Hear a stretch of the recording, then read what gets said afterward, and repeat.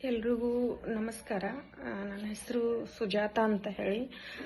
ಕಳೆದ ಮೊನ್ನೆ ಚೆನ್ನಮ್ಮ ವಿಶ್ವವಿದ್ಯಾಲಯದಲ್ಲಿ ಆಗಿರುವಂತಹ ಸಮಸ್ಯೆ ಬಗ್ಗೆ ತಮ್ಗೆಲ್ರಿಗೂ ಗೊತ್ತಿದೆ. ಸಾಕಷ್ಟು ಮೀಡಿಯಾದಲ್ಲಿನೂ ಆಯಿತು. ಆಮೇಲೆ ನಾನು ಸ್ವಲ್ಪ ಟೆನ್ಷನ್ ಮಾಡಿಕೊಂಡು ಅವ್ರಿಗೂ ಕೊಟ್ಟಿರ್ತಕ್ಕಂಥ ಟೆನ್ಷನ್ದಿಂದ ನಾನು ನಿದ್ರೆ ಮಾತ್ರೇನೂ ತಗೊಂಡಿದ್ದೆ. ಇದು ಸಾಕಷ್ಟು ಇವಾಗ ನನ್ನ ಬಗ್ಗೆ ಸಾಕಷ್ಟು ಎಲ್ಲ ಮೀಡಿಯಾದವ್ರೂ ತೋರಿಸಿದ್ರು. ಆಮೇಲೆ ಮೀಡಿಯಾದವ್ರು ಸಾಕಷ್ಟು ನನ್ನ ಬಗ್ಗೆ ಎಲ್ಲಾನೇ ಯಾಕೆ ಆ ಥರ ನಾನು ನಿದ್ರೆ ಮಾತ್ರೆ ತಗೊಂಡೆ ಅನ್ನೋದನ್ನು ಕೂಡ ನಮ್ಮ ಸಮಾಜಕ್ಕೆ ಇವತ್ತು ನಮ್ಮ ಕರ್ನಾಟಕದ ಜನತೆಗೆ ತೋರಿಸಿದಾರ. ಆಮೇಲೆ ಇವತ್ತು ನಾನು ಏನು ಹೇಳಕ್ ಹೋಗ್ತಾ ಇದ್ದೀನಪ್ಪ ಅಂದ್ರೆ, ಪ್ರತಿಯೊಬ್ಬೊಬ್ರು ಕೇಳ್ತಾ ಇದಾರ, ಮೇಡಮ್ ಏನಾಯ್ತು, ನಿಮ್ದು ಸಮಸ್ಯೆ ಬಗೆಹರಿತೋ ಇಲ್ಲೋ ಅಂತ ಕೇಳ್ತಾ ಇದಾರ. ನನ್ನ ಸಮಸ್ಯೆ ನನಗೇನೂ ಆಗಿಲ್ಲ. ಯಾಕಂದ್ರೆ ನನಗೆ ಬರೀ ಕಾನ್ವಿಕೇಶನ್ ಕೊಡಬೇಕಾಗಿತ್ತು CM ತ್ಯಾಗರಾಜ್ ಅವರ, ಆಮೇಲೆ ನಮ್ಮ ಕಾಮಗೌಡ ಸರ್ ಅವರ. ಇದು ಯಾಕಂದ್ರೆ ಅವ್ರದ್ದು ಆತುರದ ನಿರ್ಧಾರನೂ ಏನು ಸಿಂಡಿಕೇಟ್ ಅದವ್ರದ ನಿರ್ಧಾರ ಪದೇ ಪದೇ ಕೇಳಿದ್ರೆ ಸಿಂಡಿಕೇಟ್ ಮೇಲೆನೆ ತಪ್ಪು ಹಾಕ್ತಾರೆ. ಆದ್ರೆ ನನಗೇನು ಅವ್ರದ್ದು ವೈಯಕ್ತಿಕ ದ್ವೇಷ ಅಂತ ನನಗೆ ದಯವಿಟ್ಟು ಇಲ್ಲ ಅವ್ರ ಮೇಲೆ. ಆದ್ರೆ ಒಂದ್ ಹೇಳ್ತೀನಿ, ನನಗೆ ಬಹಳಷ್ಟು ಬೇಜಾರಾಗ್ತೈತಿ. ನನಗೆ ಒಂದು ಮನಸ್ಸಿಗೆ ದುಃಖ ಆಗಿದ್ದು ಒಂದು ಏನಪ್ಪಾ ಅಂದ್ರೆ, ನಾನು ಚೆನ್ನಮ್ಮ ವಿಶ್ವವಿದ್ಯಾಲಯದ ವಿದ್ಯಾರ್ಥಿ, ಸಂಶೋಧನಾ ವಿದ್ಯಾರ್ಥಿ. ಕಳೆದ 4-5 ವರ್ಷ ನಾನು ಸತತ ಶ್ರಮವನ್ನ ಪಟ್ಟಿದ್ದೀನಿ. ಅದೇ ರೀತಿಯಾಗಿ ನನಗೆ ಸಾಕಷ್ಟು ಹೋಗಿ ಬಂದು ಇದು ಮಾಡಲಿಕ್ಕೆ ತೊಂದರೆನೂ ಆಗಿದೆ. ಆಮೇಲೆ ನಂತರ ನಾನು ಸಮಸ್ಯೆಯನ್ನು ಸಾಕಷ್ಟು ಅನುಭವಿಸಿದ್ರು ಕೂಡ ನಾನು ಮೊದಲೇ ಗೈಡ್ ಅವರ ಸಮಸ್ಯೆಯಿಂದ ನಾನು ನೊಂದಿದ್ದೆ. ಆದರೆ ನನಗೆ ಅವರು ಅದೇ ಒಂದು ಸಮಸ್ಯೆಯನ್ನ ಇಟ್ಟುಕೊಂಡು ಕೊನೆಗೂ ಅವ್ರದ್ದು ನಂದು ಸಮಸ್ಯೆಯನ್ನ ಬಗ್ಗಿನೂ ಅವರೇ ಹರಿಸಿದ್ರು. ಸಮಸ್ಯೆಯನ್ನು ಬಗ್ಗಿನೂ ಹರಿಸಿದ್ರು. ಅವ್ರಿಗೆ 6 ತಿಂಗಳ ಸಸ್ಪೆನ್ಸ್ ಮಾಡ್ತಾರ, ಎಲ್ಲ ಆಯ್ತು, ಅದನ್ನು ಮುಗಿದು ಹೋಗಿತ್ತು, ಟಾಪಿಕ್ ಕ್ಲೋಸ್ ಆಗಿತ್ತು. ಆದ್ರೂ ಕಾನ್ವಿಕೇಶನ್ ಅದು ಗೈಡ್ಗೂ ಮತ್ತು ನನಗೂ ಕಾನ್ವಿಕೇಶನ್ ಕೊಡ್ಬೇಕಾದ್ರೆ ಗೈಡ್ಗೆ ಏನು ಸಂಬಂಧ ಇರಲ್ಲ ಇದರಲ್ಲಿ. ಆಕ್ಚುಲಿ ಕಾನ್ವಿಕೇಶನ್ ಇದು ಎಕ್ಸಾಮಿನೇಷನ್ ಡಿಪಾರ್ಟ್ಮೆಂಟ್ ಹಾಗೂ ನಮ್ಮ VC ರಿಜಿಸ್ಟ್ರಾರ್ ಇವ್ರು 3 ಜನ ತೀರ್ಮಾನ ಮಾಡ್ಬೇಕಾಗ್ತದ. ಅದನ್ನು ಬಿಟ್ಟು ಇಲ್ಲಿ ಮತ್ತೆ ಗೈಡ್ಗೆ ತಂದು ಸೇರ್ಸುದ, ಗೈಡ್ ಆ ಸಮಸ್ಯೆನೇ ಬೇರೆ. ನನಗೆ ನೀವು ಕೊಡ್ತಿರೋದು ಕಾನ್ವಿಕೇಶನ್ ಬಗ್ಗೆ ನಾನು ಕೇಳ್ತಾ ಇದ್ದೀನಿ, ಒತ್ತಿ ಅದೇ ಹೇಳ್ತಾ ಇದ್ದೀನಿ.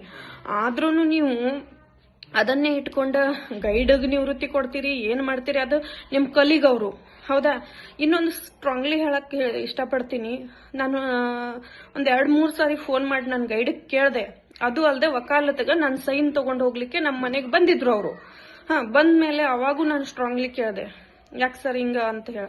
ಆಮೇಲೆ ಇಲ್ಲ, ಸ್ವಲ್ಪ ಅವ್ರು ದುಡ್ಡಿನ ಡಿಮ್ಯಾಂಡ್ ಮಾಡಿದಾರ ಮೇಲಾಧಿಕಾರಿಗಳಂತ ಹೇಳ್ತಾರ. ಇಷ್ಟರ ಮೇಲೆ ಅರ್ಥ ಆಗಿರ್ಬೋದು. ಯಾಕಂದ್ರೆ ದುಡ್ಡಿಗೆ ಡಿಮ್ಯಾಂಡ್ ಮಾಡಿ ನಿಮ್ಮ ಕಲೀಗ್ಸ್ ಜೊತೆ ಇರುವಂತ ಸಂಬಂಧವನ್ನ ನನ್ನನ್ನು ಯಾಕೆ ಎಳಿತಿದ್ದೀರಿ? ಅಷ್ಟಕ್ಕೂ ಇಲ್ಲಿ ನೀವು ಜಾತಿವಾದವನ್ನ ಮಾಡಿದ್ದ ಸ್ಪಷ್ಟವಾಗಿ ನಿಮಗ ಗೊತ್ತಾಗಿದೆ, ಎಲ್ಲರಿಗೂ ಗೊತ್ತಾಗಿದೆ. ನಿಮ್ಮ ಕಾಸ್ಟಿನ ವಿದ್ಯಾರ್ಥಿಗೆ ನೀವು ಕಾನ್ವಿಕೇಶನ್ ಕೊಡ್ಲಿಕ್ಕೆ ನನ್ನನ್ನ ಶೋಕಾಸ್ ನೋಟಿಸ್ ಕೊಟ್ರಿ, ಅಥವಾ KCSSR ರೂಲ್ಸ್ ಅಂತ ಇಟ್ಕೊಂಡ ನನಗೆ ನೋಟಿಸ್ ಕೊಡ್ತೀರಿ. ಅದು ಅಲ್ದ ಈ ತರ ನಾನೇನ್ ತಪ್ಪು ಮಾಡಿದೀನಿ ಅಂತ ಅಲ್ಲಿ ಮೊದಲನೇದಾಗಿ ಗೈಡ್ದಿಂದನೂ ತೊಂದರೆ ಅನುಭವಿಸಿದ್ದೆ ನಾನು. ಅದ್ ನಿಮ್ಗೆಲ್ಲ ಗೊತ್ತು. ಗೈಡ್ ಮುಗಿದ್ಮೇಲೆ ಕಾಮಗೌಡ ಅವರ VC ಅವ್ರು ನೀವು ತೊಂದರೆ ಮಾಡಿದ್ರಿ ನನಗ. ಅಪ್ಪ ಹೇಳ್ರಿ, ನಾನು ಏನ್ ತಪ್ಪು ಮಾಡಿದ್ದೀನಿ. ಇಲ್ಲಾಂದ್ರೆ ನನ್ನ ಮೇಲೆನೆ ಒಂದ್ ಕೆಲಸ ಮಾಡ್ರಿ. ನಾನು ಇಷ್ಟು ಕಷ್ಟಪಟ್ಟು ಡಿಗ್ರಿಯನ್ನ ತಗೊಳ್ಳಿಕ್ಕೆ ಇಷ್ಟು ನಿಮ್ಮ ಹತ್ರ ಒದ್ದಾಡ್ಬೇಕಾದ್ರ ದಯವಿಟ್ಟು.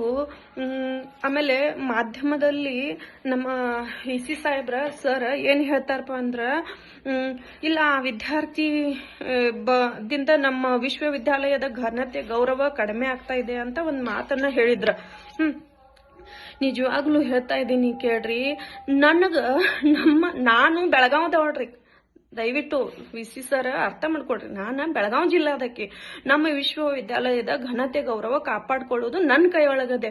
ಇದಕ್ಕಿಂತ ಮುಂಚೆ ನಿಮ್ಮನ್ನ ವೇದಿಕೆ ಮೇಲೆ ಫಸ್ಟ್ ಸಾರಿ ನೋಡಿದ್ರ ನಾನು ಅನ್ಕೋತಿದ್ದೆ, ಇವ್ ಎಷ್ಟು ಜೆಂಟಲ್ಮ್ಯಾನ, ಇವ್ರು ಎಷ್ಟೊಂದು ಜೆಂಟಲ್ಮ್ಯಾನ, ಎಷ್ಟು ಚೆನ್ನಾಗಿ ಮಾತಾಡ್ತಾರ, ಅಂದ್ರೆ ನಮ್ಮ ಯೂನಿವರ್ಸಿಟಿ ಸುಧಾರಣೆ ಮಾಡ್ಬೋದಲ್ಲ. ಫಸ್ಟ್ ಥಮ್ಮದ್ ಮಾಡಕ್ ಸ್ಟಾರ್ಟ್ ಮಾಡಿದ್ರಲ್ಲ, PhD ವಿದ್ಯಾರ್ಥಿ ರೆಗ್ಯುಲರ್ ಬರ್ಬೇಕಂತ ಹೇಳಿ. ನಾನ್ ರೆಗ್ಯುಲರ್ ಹೋಗ್ತಿದ್ದೆ. ಆದ್ರೆ ನಿಮ್ಮನ್ನ ಬೇಕಾಗಿರುವಂತ ಅಂತ ನಿಮ್ ಕಾಮಗೌಡ ಅವ್ರ ರಿಲೇಷನ್ ಅಂತ ಏನಾಗ್ತಾರ ನೋಡ್ರಿ, ಅವರು ತಿಂಗಳಿಗೆ ಒಂದ್ ಸಾರಿ ಬಂದ್ ಸೈನ್ ಮಾಡ್ತಿದ್ರ. 3.5 ವರ್ಷ ನಾನು ಸತತವಾಗಿ ಕೆಲಸ ಮಾಡಿದೀನಿ, ದುಡ್ದಿದ್ದೀನಿ. ಅದ್ರಲ್ಲಿ ಸ್ಕಾಲರ್ಶಿಪ್ 3,72,000 ನಾನು ತಗೊಂಡಿದ್ದೀನಿ ಅಂತ ಪಾಪ ಬಹಳ ಚೆನ್ನಾಗಿ ಹೇಳಿದ್ರಿ. ಆದ್ರೆ ಒಂದ್ ಮಾತು ಹೇಳ್ತೀನಿ ಸರ್, ನಾನು ಮಾತ್ರ ಸ್ಕಾಲರ್ಶಿಪ್ ತಗೊಂಡಿಲ್ಲ. ಎಲ್ಲರೂ OBC ಸೆಲ್ದಿಂದನೂ ತಗೊಂಡಾರ. ಬಟ್ ತಿಂಗಳಿಗೆ ಮಾತ್ರ ಬಂದ್ ಸೈನ್ ಮಾಡ್ಕೊಂಡು ಹೋಗಿ ಅವ್ರದ್ದು ಅವತ್ತ ಏನ್ ಮಾಡ್ತೀರಿ, ಅವತ್ತ ವೈವಾ ಮಾಡ್ತೀರಿ, ಅವತ್ತೇ ಅವ್ರಿಗೆ ಗೆಸ್ಟ್ ಟೀಚರ್ ಆಗಿ ನೇಮಕನೂ ಅವತ್ತೇ ಇಂಟರ್ವ್ಯೂಗೂ ಜಾಯಿನ್ ಆಗ್ತಾರ, ವೈವಾನೂ ಮುಗಿಸ್ತಾರ ಅವತ್ತ. ಮತ್ತ ಫಸ್ಟ್ ಲಿಸ್ಟ್ನಾಗ ಅವ್ರಿಗೆ ಇಂಟರ್ವ್ಯೂನಾಗೂ ಸೆಲೆಕ್ಟ್ ಮಾಡ್ತೀರಿ. ಅರ್ಥ ಮಾಡ್ಕೊಳ್ರಿ ನೀವು ಎಷ್ಟು ಭೇದ ಭಾವ ಮಾಡಕತ್ತೀರ ಅಂತ ಹೇಳಿ. ಇಲ್ಲಿ ಕಾಸ್ಟಿಸಮ್ ಮಾಡಿದ್ರಿ, ಸ್ಪಷ್ಟವಾಗಿ ನಿಮ್ ಕಾಸ್ಟಿಸಮ್ ಎದ್ಕಂತೈತಿ. ಆಮೇಲೆ ನನಗೆ ಅಂದ್ರಲ್ಲ ನೀವು ನಮ್ಮ ಘನತೆ ಗೌರವ ನನ್ನಿಂದ ಕಡಿಮೆ ಆಗತೈತಿ ಅಂತ ಹೇಳಿ. ಇವತ್ತ ಇಡೀ ನಮ್ಮ ಕರ್ನಾಟಕದ ಜನತೆಗಿಂತನೂ ನಮ್ಮ ಬೆಳಗಾವಿ ಜಿಲ್ಲೆ ಜನ ಏನ್ ಅನ್ನಕತ್ತಾರ ಗೊತ್ತೈತಿ? ಇಂತ ಏನಪ್ಪಾ ಅಂದ್ರ ಫೇಕ್ ಡಾಕ್ಯುಮೆಂಟ್ಸ್ ತೋರಿಸಿ ಅನ್ಕ್ವಾಲಿಫೈಡ್ VCನ ನಮ್ಮ ವಿಶ್ವವಿದ್ಯಾಲಯದಾಗ ನಾವು ಇಟ್ಕೊಂಡಿದೀವಲ್ಲ, ಅದು ನನಗೆ ಬಹಳ ದುಃಖ ಆಯ್ತು. ಒಂದ್ ಕಡೆ ಇಡ್ರಿ ನನ್ನ ಕನ್ವಿಕೇಶನ್, ನಾನು ಯಾವಾಗ ತಗೋಬೇಕಂತ, ಯಾರ ಕೈಯಿಂದ ತಗೋಬೇಕಂತನೂ ನನಗೆ ಚೆನ್ನಾಗಿ ಗೊತ್ತು. ನಾನು ಬಂದು ತಗೋತೀನಿ, ಅದಕ್ಕೆ ಟೈಮ್ ಬರ್ಲಿ. ಯಾಕಂದ್ರೆ ಹಿಂಗೆ ತಗೊಳಲ್ಲ ನಾನು ಈಗಲೇ. ಅದು ಯಾಕಂದ್ರೆ ನಾನು ಪುಕ್ಕಟೆ 5 ವರ್ಷ ನಾನು ಡಿಗ್ರಿ ಮಾಡಿಲ್ಲ ಈ ಸಿಕ್ಕವ್ರ ಕಡೆ ತಗೊಳಕ. ಆದ್ರ ನನಗ್ ಒಂಥರ ಎಷ್ಟು ನಾವು ಅನ್ಯಾಯ ಮಾಡಿ ಬಂದಿದೀವಿ. ಅನ್ಎಜುಕೇಟೆಡ್ ಇರುವಂತ ಒಂದು ಬಾಸ್ ನೀವು, ನಮ್ಮ ವಿಶ್ವವಿದ್ಯಾಲಯದ ಬಾಸ್ ನೀವು ಅನ್ಎಜುಕೇಟೆಡ್ ಅಂತ ಅನಿಸ್ತಾ ಇದೆ. ಯಾಕಂದ್ರೆ ದಯವಿಟ್ಟು ನಿಮ್ಮ ಇವೆಲ್ಲದ ಒಂದು ಸ್ವಯಂ ನಿವೃತ್ತಿ ತಗೊಂಡಿರಿ. ಸ್ವಯಂ ನಿವೃತ್ತಿ ತಗೊಂಡ್ರು ನೀವು ಜಾಯಿನ್ ಆದ್ರಿ ಸರ್. ಹಂಗಾದ್ರೆ ನಿಮ್ಮಿಂದ ನಮ್ಮ ವಿಶ್ವವಿದ್ಯಾಲಯದ ಘನತೆ ಗೌರವ ಎಷ್ಟೊಂದು ಕಡಿಮೆ ಮಾಡ್ತಾ ಇದ್ದೀರಿ ಸರ್. ದಯವಿಟ್ಟು ನಿಮ್ಮಲ್ಲಿ ಒಂದು ಸ್ವಾಭಿಮಾನ ಇದ್ರೆ ಅಥವಾ ಒಂದು ಪ್ರಜ್ಞೆ ಅನ್ನೋದು ನಿಮ್ಮಲ್ಲಿ ತಲೆ ಒಳಗಡೆ ಇದ್ರೆ ದಯವಿಟ್ಟು ನಿಮ್ಗೆ ಹೆಂಗೋ 64 ಮೇಲೆ ಏಜ್ ಇರ್ಬೋದು, ನಿಮ್ ಕೈ ಮುಗಿತೀನಿ, ಬೇರೆದವ್ರಿಗೆ ಅವಕಾಶ ಕೊಡಿ. ಯಾಕಂದ್ರೆ ನಾನು ಯಾಕೆ ಇಷ್ಟು ಕೈ ಮುಗಿದು ಕೇಳ್ಕೊಳ್ತಾ ಇದ್ದೀನಿ ಅಂದ್ರೆ, ನಮ್ಮ ವಿಶ್ವವಿದ್ಯಾಲಯದ ಘನತೆ ಗೌರವವನ್ನು ತಾವು ಕಡಿಮೆ ಮಾಡ್ತಾ ಇದ್ದೀರಿ. ಯಾಕಂದ್ರೆ ನೀವು ನನ್ನ ವಿಷಯದಲ್ಲಿ, ಯಾಕಂದ್ರೆ ಸಿಂಡಿಕೇಟ್ ಆಗಲಿ ಅಥವಾ ರಿಜಿಸ್ಟರ್ ಆಗಲಿ ಅವ್ರ ಕಡೆ ಕೊಡೋದಕ್ಕಿಂತನೂ ನೀವು ಒಂದು ವಿದ್ಯಾರ್ಥಿ ಜೀವನದ ಬಗ್ಗೆ, ಒಂದು ವಿದ್ಯಾರ್ಥಿ ನೊಂದಿದ್ಲು, ಮೊದಲೇ ನಾನು ನೊಂದಿದ್ದೆ. ನೀವು ನನಗ ಮೋಸ ಮಾಡಿದ್ರಿ, ಅನ್ಯಾಯ ಮಾಡಿದ್ರಿ.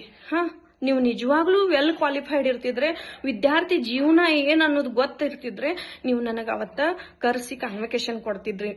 ಅಷ್ಟಕ್ಕೂ ನಾನು ಹೇಳ್ತೀನಿ ಸ್ಪಷ್ಟವಾಗಿ. ಪಾಪ ಸಂತೋಷ್ ಅವ್ರು ಹೇಳ್ತಾರ, ಮೇಡಮ್ ಯಾವುದೇ ಕಾರಣಕ್ಕೂ ನಿಮ್ದ ಫಾರ್ಮ್ ತುಂಬ್ಕೋಬೇಡ್ರಿ ಅಂತ ಹೇಳ್ತಾರ.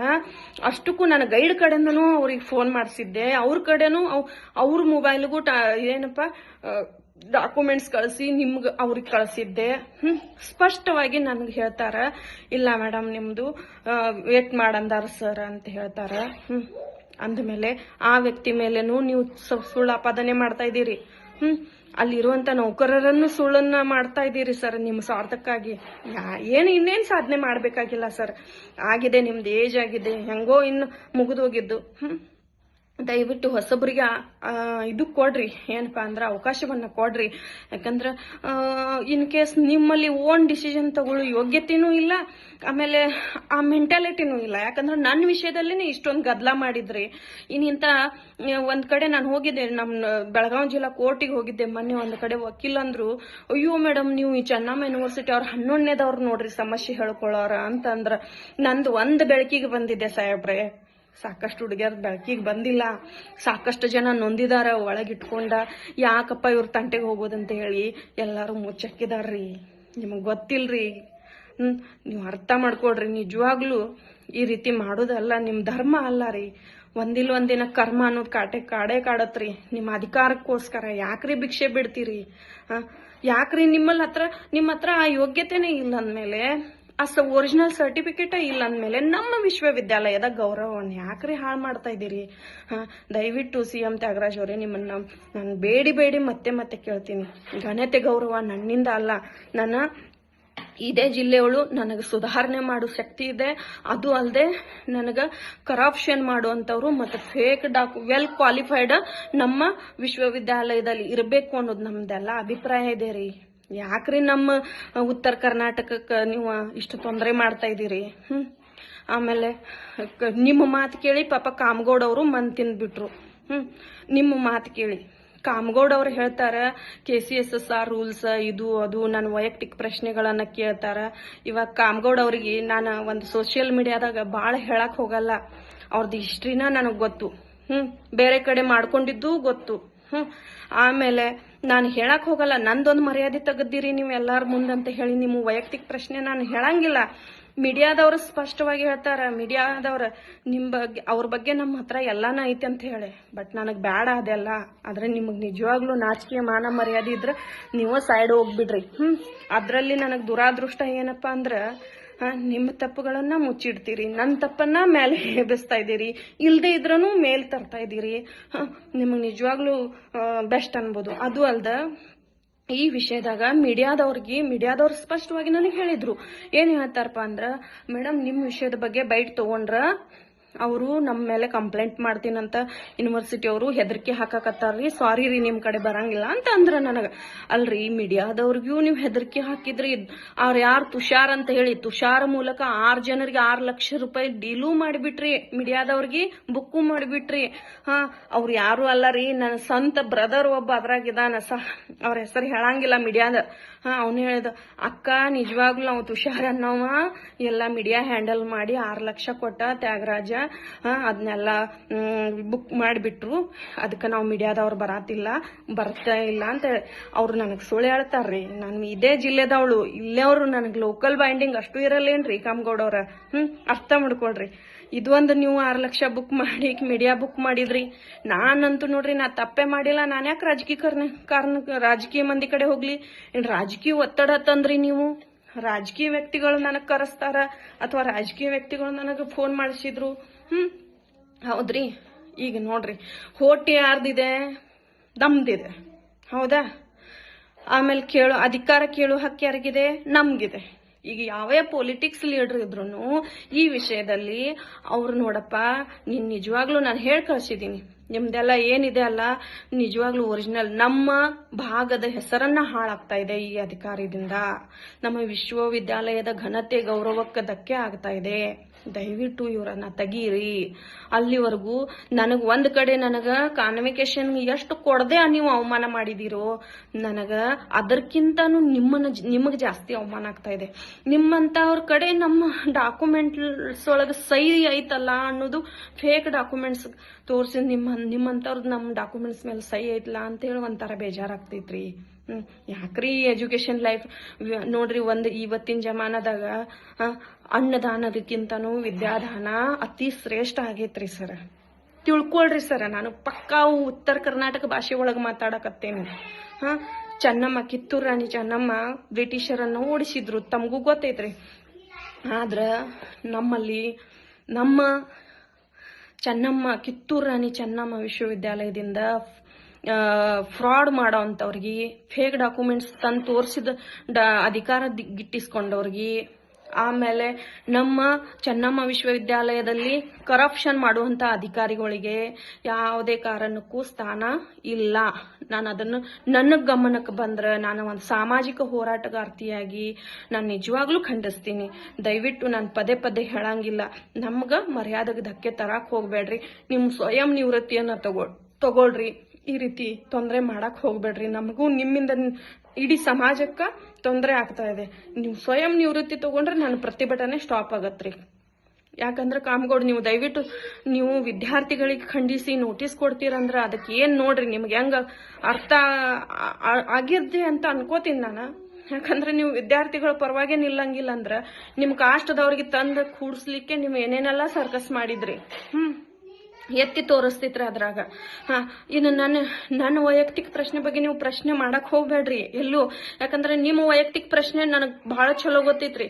ಯಾಕಂದ್ರೆ ನಿಮ್ಮ ರಿಲೇಟಿವ್ಸ್ ನನ್ನ ಮನೆ ಪಕ್ಕದಾಗ ಅದಾರ. ಅಷ್ಟಕ್ಕೂ ನೀವು ಮಾಡಿದ್ದು ಇನ್ನೊಂದ್ ಕಡೆ ನನ್ನ ಕಾಷ್ಟದ ಹುಡುಗಿನ ರೀ.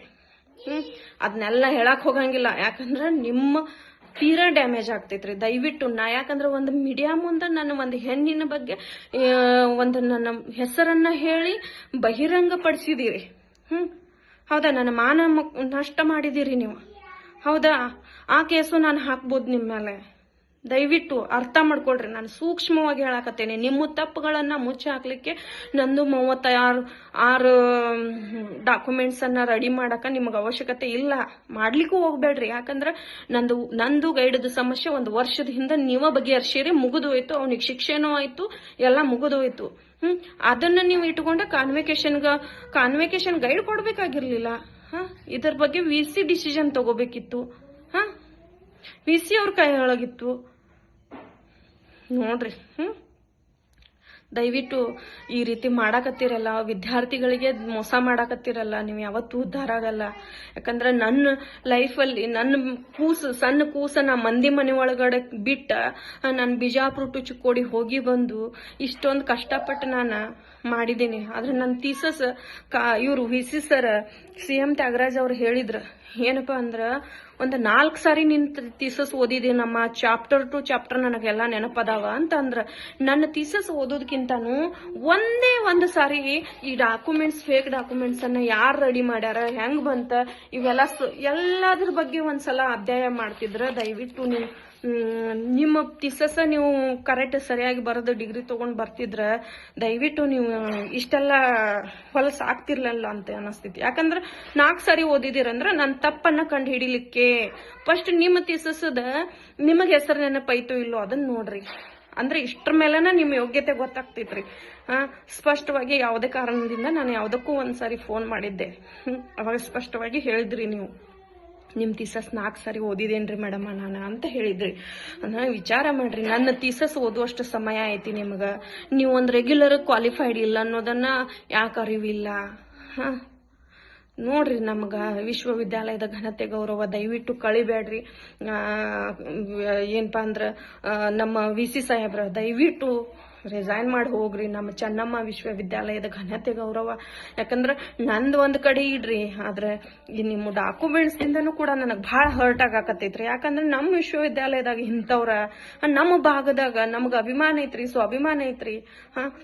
ಈಗ ಪಾಪ ಏಜ್ ಇದ್ದವ್ರಿಗೆ ಒಂದ್ ಸ್ವಲ್ಪ ಅವಕಾಶ ಕೊಡ್ರಿ. ಯಾಕೆ ನೀವು ನಿಮ್ದೆಲ್ಲ ಸುಳ್ಳು ಕತಿ, ಎಲ್ಲೋ ಮಗ ಇಂಗ್ಲೆಂಡಿಗೆ ಇದಾನ, ಬಿಸಿ ಸರ್ ರೊಟ್ಟಿ ತಿನ್ಕೋತ ಸುಮ್ ಕೂತ್ ಬಿಡ್ರಿ. VC ಸರ್ ಈ ರೀತಿ ನಮಗ ಅಥವಾ ನಮ್ಮ ವಿದ್ಯಾರ್ಥಿಗಳಿಗೆ ಮೋಸ ಮಾಡೋದಕ್ಕಿಂತನೂ ನಿಮ್ ಲೈಫ್ನಾಗ ನೀವು ಇರೋದು ಬೆಸ್ಟ್ ಅನಿಸ್ತೈತ್ರಿ ಸರ್. ಈಗ ಏನ್ ಬೇಕಿತ್ತಲ್ಲ 3 ಕೋಟಿ ಕೊಟ್ಟು ಬಂದ್ರು 6 ಕೋಟಿ ಎಬ್ಸಿರ್ತೀರಿ. ನೋಡ್ರಿ, ನಿಮಗೆ ಹೆಂಗ್ ಅನಿಸ್ತೈತಿ ನೋಡ್ರಿ. ನನಗೆ ಬಹಳ ಬೇಜಾರಾಗತ್ರಿ. ಕಾಮಗೌಡ ಅವರಾಗ್ಲಿ, ನಮ್ಮ VC ಸರ್ ಆಗ್ಲಿ, ಒಳ್ಳೆ ಒಂದ್ ನಿರ್ಧಾರಕ್ಕೆ ಬರ್ರಿ, ಯೋಚನೆ ಮಾಡ್ರಿ.